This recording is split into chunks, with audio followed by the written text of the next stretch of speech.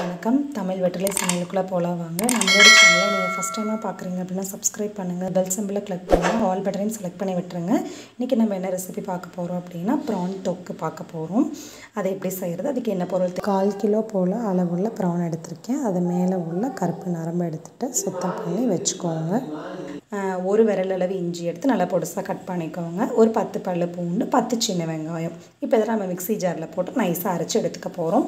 கூட வந்துட்டு நல்லா பழுத்த தக்காளி 2 தக்காளி உள்ளே சேர்த்துக்க போகிறோம். இதையும் சேர்த்து நம்ம நல்லா நைஸாக அரைச்சி எடுத்துகிட்டு வந்துடலாம். நைஸாக அரைச்சாச்சு. இதை இப்போ எப்படி செய்யுதுன்னு சொல்லிட்டு பார்க்கலாம். ஸ்டவ் ஆன் பண்ணிட்டு கடாயை வச்சுக்கோங்க. கடாய் ஹீட் ஆனதும் எண்ணெய், ஒரு துண்டு அளவு பட்டை, 3 கிராம்பு, ஒரு ஏலக்காய், ஒரே ஒரு பிரிஞ்சி இலை 2 கிள்ளி போட்டுக்கோங்க. 1 ஸ்பூன் அளவு சோம்பு சேர்த்துக்கோங்க. லைட்டாக பரட்டி விட்டுருங்க. ஒரே ஒரு பெரிய வெங்காயம் நல்லா பொடுசாக கட் பண்ணி உள்ளே சேர்த்துக்கோங்க.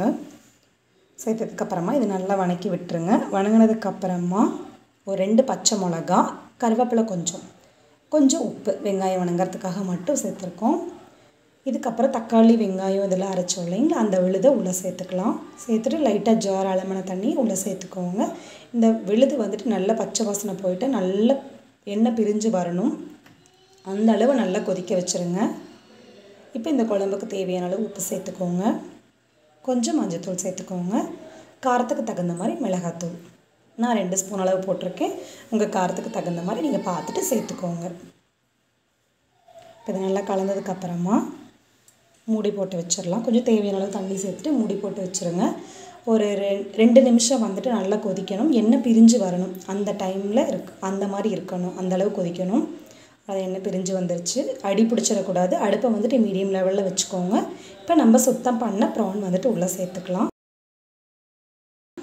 இது வந்து ஏற்கனவே நான் ப்ரான் க்ளீன் பண்ணுற வீடியோ ஆல்ரெடி நான் லிங்க்கில் கொடுக்குறேன். நீங்கள் உங்களுக்கு தேவைன்னா ரெஃபர் பண்ணிக்கோங்க. இப்போ அதை நல்லா பரட்டி விட்டுறலாம். ப்ரான் வந்துட்டு இப்போ கொஞ்சம் நீட்டமாக இருக்க மாதிரி இருக்குது இல்லைங்களா, நல்லா வெந்ததுன்னா கொஞ்சம் கலர் மாறிட்டு கொஞ்சம் உருண்டையாக வர மாதிரி இருக்கும், சுருண்டை மாதிரி இருக்கும்.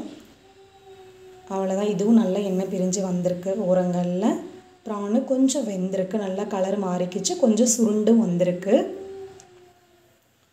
ப்ரான் வந்துட்டு நம்ம உடம்புக்கு சேர்த்திக்கிறது அவ்வளோ நன்மைகள் நமக்கு. இதில் வந்து ப்ரானில் வந்து சுத்தமாக கொழுப்பே கிடையாது. ப்ரோட்டீன் அதில் அவ்வளோ இருக்குது. இதில் ஒமேகா 3 இருக்குது, விட்டமின் டி இருக்குது. அதனால் இதை கண்டிப்பாக வாரத்துக்கு 1 டைம் இல்லை 2 டைமாவது கண்டிப்பாக நம்ம எடுத்துக்கணும்.